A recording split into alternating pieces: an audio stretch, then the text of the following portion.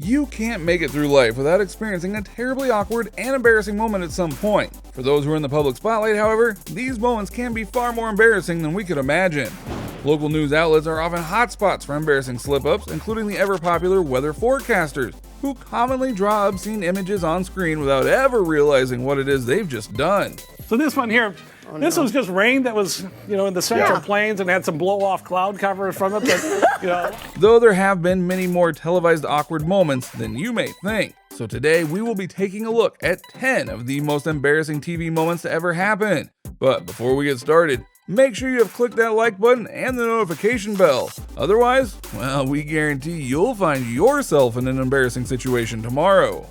His eyes seem to be a little bit odd, don't they? Yeah, there's something a little bit different about his eyes.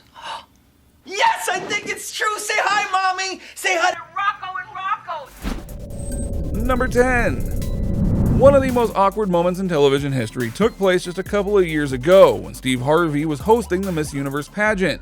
Steve was thrilled to have been chosen for the role, but he admitted that he was quite nervous to be in charge of such a popular event. Overall, Steve did do a great job hosting the show. However, tragedy struck when he announced the winner of the evening's broadcast. The two lead competitors were Miss Colombia and Miss Philippines. Steve took the stage and announced that Miss Colombia had won. The young woman was absolutely thrilled and shocked that she had won the contest. She was crowned and the celebration began almost immediately. However, after a brief moment, Steve came forward and announced that he had mistakenly named the wrong winner of the award. As it would turn out, Miss Philippines won, but Steve read the wrong name. He was obviously terribly embarrassed and felt completely horrible for the whirlwind of emotions that he had just caused for the competitors. Miss Philippines then took the stage and accepted the award, though she was quite hesitant and clearly uncomfortable. This completely ruined the celebration for her, as it seemed as though she felt guilty for taking the award from Miss Colombia. Okay, folks. I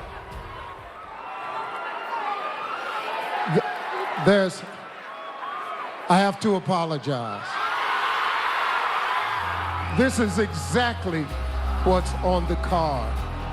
I will take responsibility for this. The first runner-up is Colombia. It is my mistake. Still a great night. Please don't hold it against the ladies. Please don't. We feel so badly, but it's still a great night. Thank you all. Number 9. Very few of us probably remember the infamous Balloon Boy scandal that took place over a decade ago. Parents of a 6-year-old boy contacted police and local news crews after their young son had allegedly become trapped inside of a weather balloon-like floating device that had broken away from the father's care. The boy was supposedly floating hundreds of feet in the air, trapped in the balloon and unable to escape. Police and rescue personnel scrambled to capture the balloon, but it kept evading their grasp. The balloon was finally captured, but the boy was not inside. Later on, the police and the family discovered that the boy had been hiding inside of their home and had never made his way into the balloon. In fact, there was no logical way that the balloon could have supported the boy's weight in the first place. It's unclear how the situation made it this far, but the family, including the young boy, appeared on the Larry King Show a short while later and told their story about what had happened. During their interview, Larry asked the boy why he never came out of the hiding during the entire event. The boy then turned to his father and said, "You said to do it for the show." why didn't you come out? You guys said that we did this for the show. The father was clearly embarrassed and terrified at this point, but he continued with the interview even though his charade had now been exposed. In the end, the father was sentenced to 90 days in jail, and the mother was sentenced to just 20 days. However, the guilt and embarrassment of the situation will likely haunt them for the rest of their lives. Number 8. We can all agree that lip syncing to a song is a bit deceptive to an audience. When you attend a live performance, you expect to hear the artist perform their song to the best of their natural ability. Though many artists have been lip syncing their content for many years. Ashley Simpson was exposed to this a few years ago when she appeared on Saturday Night Live. She planned on performing 2 songs, but as she was gearing up to begin her second act, the music from the first song began to play, revealing that she had been lip syncing.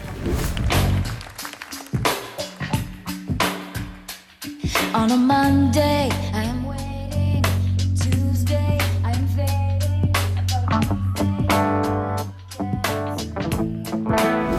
She later came forward and admitted that she faked the performance as a result of her acid reflux disease, which had been acting up and making it difficult for her to sing.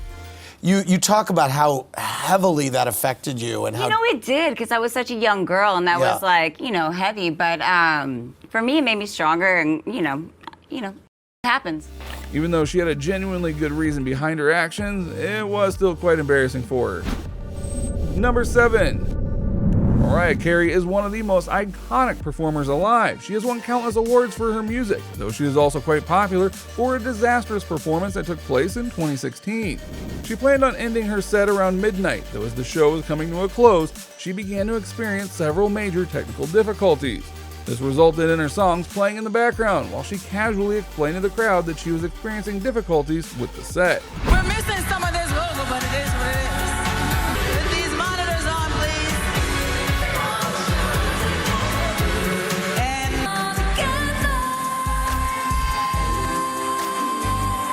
you just don't get any better. The set proved to be nearly disastrous for her career, and allegations were aimed toward the production company, who her manager said sabotaged the set on purpose. Ooh. This was never proven, and the company denies any intentional sabotaging claims. Number 6. Resigning from a job can be uncomfortable for anyone. However, if you decide to quit your job on live TV, well, that's a whole other ballgame. And that is what happened with Charlotte Green, a former news anchor from Alaska.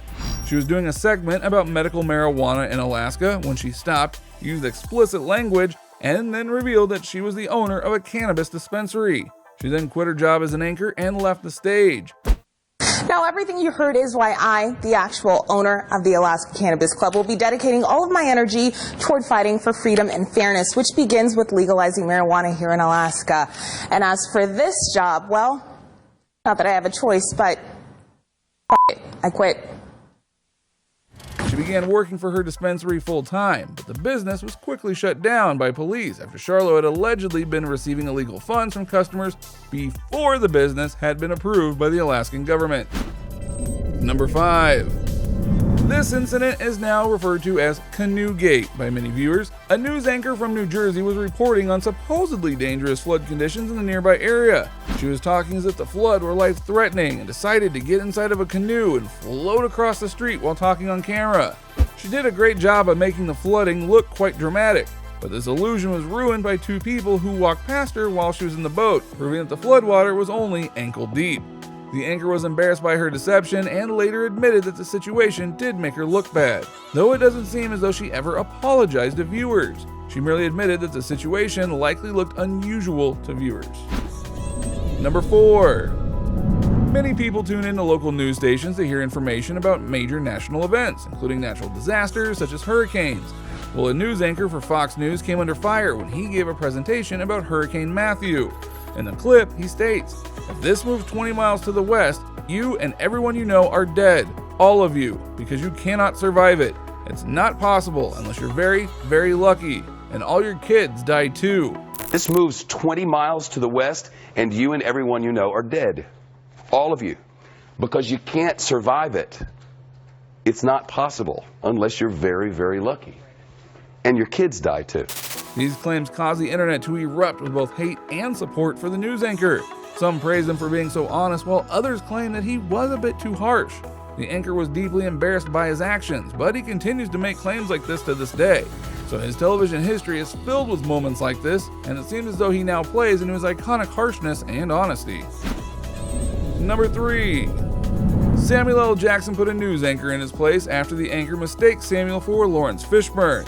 The anchor mentioned that he enjoyed Samuel's Super Bowl ad, though Samuel had never appeared in an ad. Samuel corrected the man, but then continued to go down a list of every commercial he had ever been in, and a list of commercials that other African Americans had appeared in, making a point to distinguish himself from others. Did you get a lot of reaction to that Super Bowl commercial?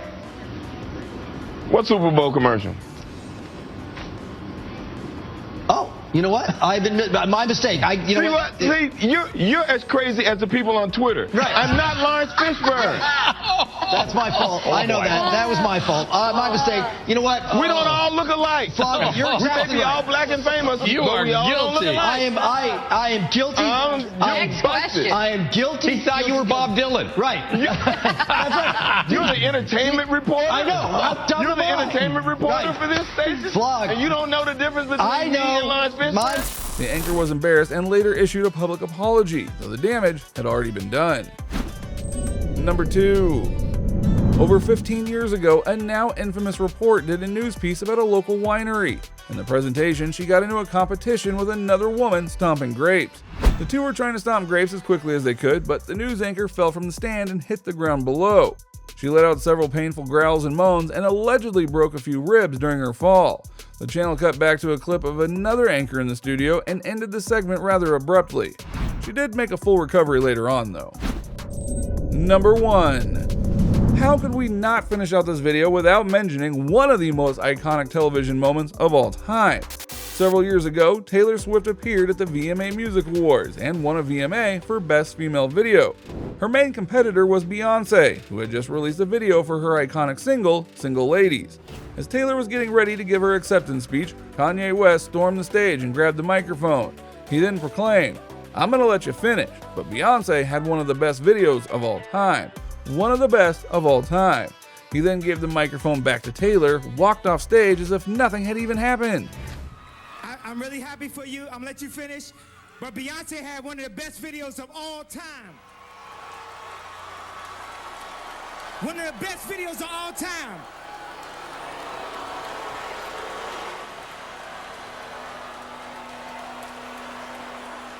Even though many fans agreed that Beyonce's video was far superior to Taylor's, fans around the globe were enraged that Kanye would take away the young star's spotlight in such a rude and demeaning manner.